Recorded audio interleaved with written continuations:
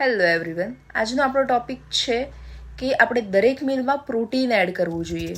તો protein add કરવું કેમ જરૂરી છે? Welcome to my fit for life by doctor Dhruvi. તો પ્રોટીન એટલા માટે જરૂરી છે કે આપણને એનર્જી અને ફિટનેસ પ્રોવાઈડ કરે છે, મેટાબોલિઝમને સ્ટ્રોંગ કરે છે, તમારું જે ઇમ્યુન સિસ્ટમ છે એને પણ સ્ટ્રોંગ કરે છે, તમારું પેટ લાંબા સમય સુધી ભરેલું રહે છે, જેથી તમારું વેઇટ મેનેજમેન્ટમાં હેલ્પ કરી શકે છે. વજન વધારવું હોય કે ઘટાડવું હોય, બંને માટે પ્રોટીન ઇક્વલી ઇમ્પોર્ટન્ટ છે. એ તમારા સ્નાયુઓને મજબૂત કરવામાં હેલ્પ કરે છે અને તમારી પાચન શક્તિ પણ સુધારે છે. તો આ બધા જ બેનિફિટ્સ માટે આપણે પ્રોટીન એડ કરવું જરૂરી છે. તો હું આજે તમને થોડીક ટિપ્સ આપીશ કે તમે કયા ટાઈમે કયા કયા પ્રોટીન ઇન્ક્લુડ કરી શકો.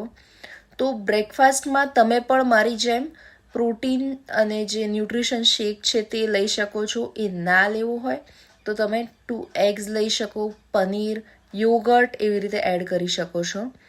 તમે લંચમાં કોઈ પણ દાલ છે કે પછી સ્પ્રાઉટ્સ છે ને એ એડ કરી શકો. એના સિવાય તમે ઇવનિંગ સ્નેક્સની વાત કરીએ તો ઇવનિંગમાં તમે એક મુઠ્ઠી સિંગ ચણા કે એકલી સિંગ કે મિક્સ નટ્સ, ડ્રાય ફ્રૂટ્સ એ બધું ખાઈને તમારી પ્રોટીનની રિક્વાયરમેન્ટને ફૂલફિલ કરી શકો છો. અને ડિનર આપણું ઓલવેઝ હલકું હોવું જોઈએ. તો ડિનરમાં તમારે પ્રોટીનનો સમાવેશ કરવો હોય તો તમે કોઈ બી ચિલ્લા લઈ શકો છો, જેમ કે મગના ચિલ્લા થઈ ગયા, બેસનના ચિલ્લા થઈ ગયા.